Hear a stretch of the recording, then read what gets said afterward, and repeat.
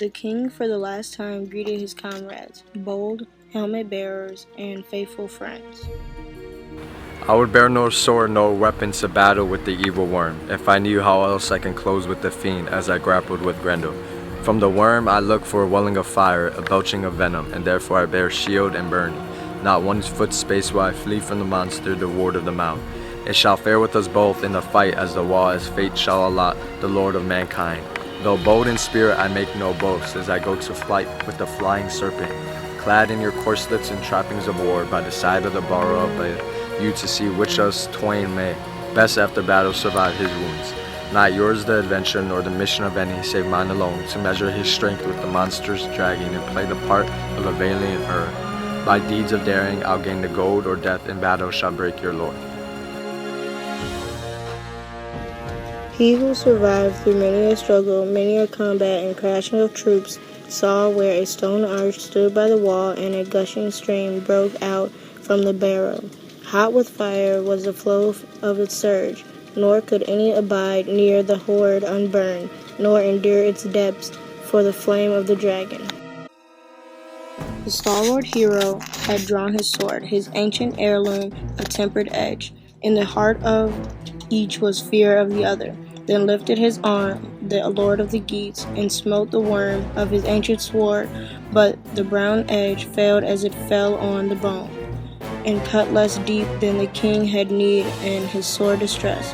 The guard of the horde grew fiercer in fury, his venomous breath beat in his breast. Enveloped in flame, the folk leaders suffered a sore distress. No sons of warriors abided him then by valor in battle. They fled to the forest to save their lives, but a sorrowful spirit dwelt in the breast of one of the band. His name was Wiglaf. Well, son, a prince of Shieldings, a peerless thing, Elfhere's kinsman. He saw his king under his helmet smitten with heat. I remember the time as we drank in the mead hall, when we swore to our Lord who bestowed these rings that we would repay for the war gear and armor, the hard swords and helmets, if need like this should ever befall him. He chose us out from all the host for this high adventure. Now is the day that our Lord has need of the strength and courage of stalwart men. Let us haste to succor his sore distress. In the horrible heat and the merciless flame, God knows I had rather the fire should enfold my body and limbs with my gold friend and lord. 1 helmet and sword, 1 byrnie and shield, shall serve us both in the storm of strife. Beloved Beowulf, summon your strength. Remember the vow you made of old in the years of youth not to allow your glory to lessen as long as you lived. With resolute heart and dauntless daring, defend your life with all of your force. I fight at your side.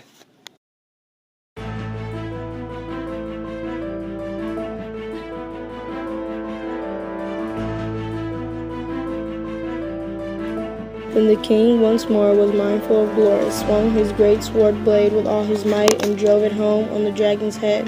But Naglin broke, it fell in the battle, the blade of Beowulf, ancient and gray.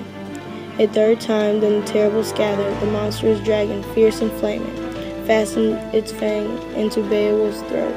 As they tell the tale, and the king's sore need, his shoulder companion showed forth his valor, though his hand was burned as he helped his king. The king of the Weeders summoned his wits. He drew the dagger he wore on his corslet, cutting and keen, and slit asunder the worm with the blow. So they felled the foe and wrought the revenge. The kinsmen together had killed the dragon. So a man should be weaned, the need is bitter. That was the last fight Beowulf fought. That was the end of his work in the world.